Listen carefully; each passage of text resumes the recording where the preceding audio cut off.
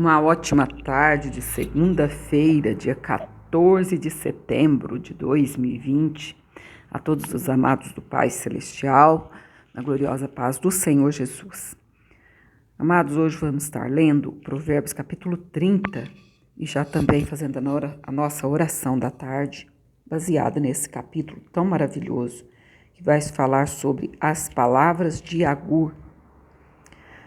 Palavras de Agur, filho de Jaque, o oráculo.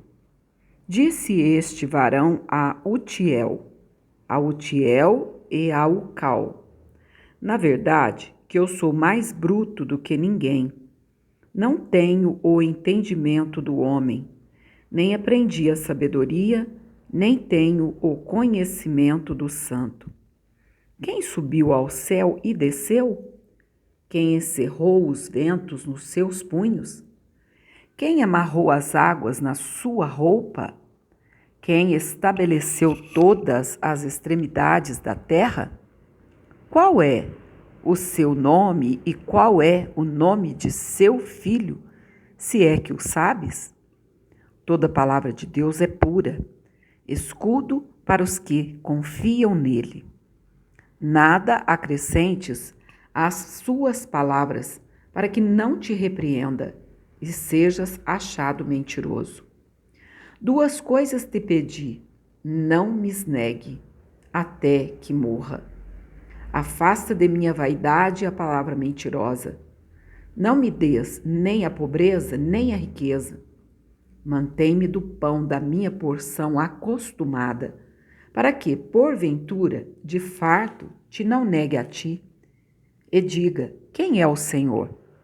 Ou que, empobrecendo, venha a furtar e lance mão do nome de Deus.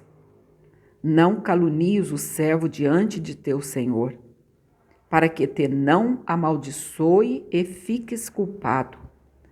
Há uma geração que amaldiçoa a seu pai e que não bendiz a sua mãe. Há uma geração que é pura aos seus olhos e que nunca foi lavada da sua imundícia. Há uma geração cujos olhos são altivos e cujas pálpebras são levantadas para cima. Há uma geração cujos dentes são espadas e cujos queixais são facas, para consumirem na terra os aflitos e os necessitados entre os homens. A sanguessuga tem duas filhas, a saber, Dá. Estas três coisas nunca se fartam, e 4 nunca dizem basta. A sepultura, a madre estéril, a terra que se não farta de água, e o fogo que nunca diz basta. Os olhos que zombam do pai ou desprezam a obediência da mãe. Corvos do ribeiro os arrancarão. Corvos do ribeiro os arrancarão, e os pintainhos da águia os comerão. Há 3 coisas que se maravilham, e a 4ª coisa não a conheço. O caminho da águia no céu, o caminho da cobra na penha, o caminho do navio no meio do mar, e o caminho do homem com uma donzela. Tal é o caminho da mulher adúltera. Ela come e limpa sua boca e diz, não cometi maldade. Por 3 coisas se alvoroça a terra, e a 4ª não a pode suportar. Pelo servo quando reina, e pelo tolo quando anda farto de pão, pela mulher aborrecida quando se casa, e pela serva quando fica herdeira da sua senhora. Estas 4 coisas são das mais pequenas da terra, mas sábias, bem providas de sabedoria. As formigas são um povo impotente, todavia, no verão, preparam a sua comida. Os coelhos são um povo débil, e, contudo, fazem a sua casa nas rochas. Os gafanhotos não têm rei, e, contudo, todos saem, e em bandos se repartem. A aranha que se apanha com as mãos e está nos passos dos reis. Há 3 que têm um bom andar, e o 4º passeia muito bem. O leão, o mais forte entre os animais, que por ninguém torna atrás. O cavalo de guerra, bem cingido pelos lombos, o bode também, e o rei, a quem se não pode resistir. Se procedeste loucamente, elevando-te, e se imaginaste o mal, põe a mão na boca. Porque o espremer do leite produz manteiga, e o espremer do nariz produz sangue, e o espremer da ira produz contenda. Aleluia. Essas palavras, o único capítulo que não foi escrito por Salomão, além de alguns versículos do capítulo 31, que é o que a gente vai ler amanhã, em nome de Jesus. Então, é o capítulo 30. O capítulo 30 não foi Salomão quem escreveu, mas foi uma pessoa chamada Agur, um homem. E ele diz muitas verdades aqui nesse capítulo, com relação a cada um de nós. Muitas vezes somos brutos, não é? Ele reconhece que ele é bruto e que não tinha sabedoria, não tinha conhecimento do santo. Infelizmente, muitas vezes, nós como seres humanos, não vigiamos com a nossa boca e a nossa língua fala o que não convém. Isso aí é o reconhecimento do pecado. Porém, Agur, ele deixou bem claro para nós que nessa oração ele pede ao Senhor duas coisas. Não me negues antes que morra. Afasta de mim a vaidade, a palavra mentirosa. Isso sim, é uma oração sábia. Afasta de nós. Nós precisamos pedir ao Senhor todos os dias. Porém, ele faz o restante dessa oração do versículo 8 dizendo assim: não me des nem a pobreza, nem a riqueza. Mantém-me do pão da minha porção acostumada. Você está feliz com o que você tem? Você não quer ficar pobre, mas também não quer riquezas. O Senhor vai te escutar e vai te responder, se é isso que você quer. Porém, o que ele continua dizendo? Para que porventura de farto te não negue a ti. Ou seja, ele sabia que se ele ficasse rico e passasse da porção acostumada de cada dia, ele iria ficar farto, ia desprezar o Senhor. E por outro lado, ele se conhecia que, empobrecendo, ele viria a furtar e lançar mão do nome de Deus.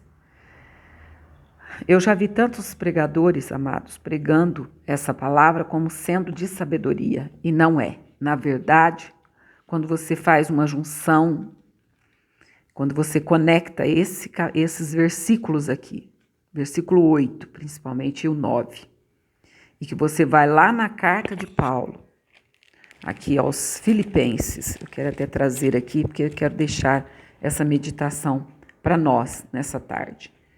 Filipenses, me parece que é o último capítulo. Então, nós vamos fazer aqui uma conotação, uma junção entre essas duas palavras. Por quê? Porque Agur não orou com sabedoria.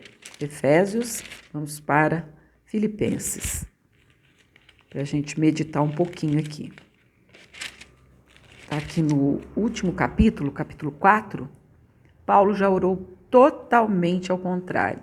Quando ele recebe uma oferta dos irmãos, dos filipenses, ele diz assim: quanto ao mais, irmãos,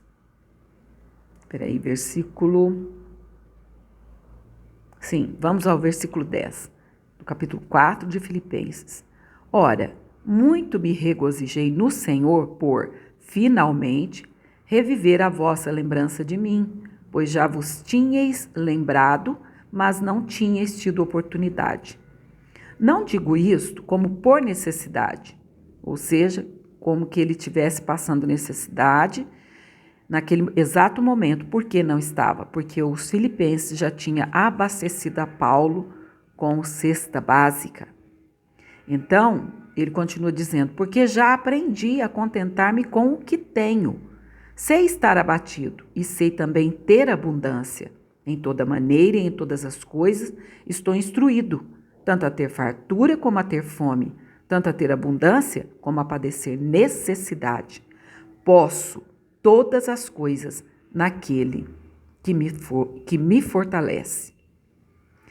Todavia fizeste bem em tomar parte na minha aflição. Então, que ele está agradecendo aos filipenses e dizendo, olha aqui, versículo 17, não que procure dádivas, mas procure o fruto que aumente a vossa conta. Ou seja, eu não vou ficar devendo nada para vocês. Pelo contrário, o Senhor pagará por mim. É isso que ele queria dizer. Então, que essas duas orações fiquem diante de nós nesta tarde de 14 de setembro. Vamos orar como Arur ou vamos orar como o apóstolo Paulo? Tudo posso naquele que me fortalece. É na pobreza, tudo eu posso nele. Eu vou vencer.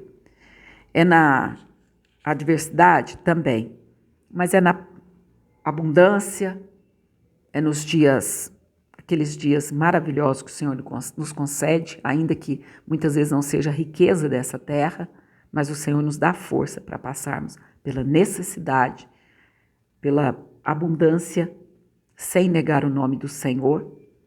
Que essa oração de Paulo fixe na nossa mente nessa tarde, e não esses 2 versículos da oração de Agur, porque ele não queria ficar nem pobre e nem rico, queria ficar como estava.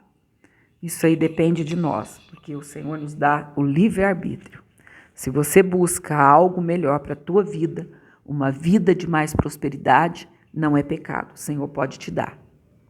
Papai, te agradecemos, Senhor, por mais esta rica oportunidade que o Senhor tem nos concedido, de meditarmos, Senhor, hoje em Provérbios capítulo 30 e lá em Filipenses no capítulo 4.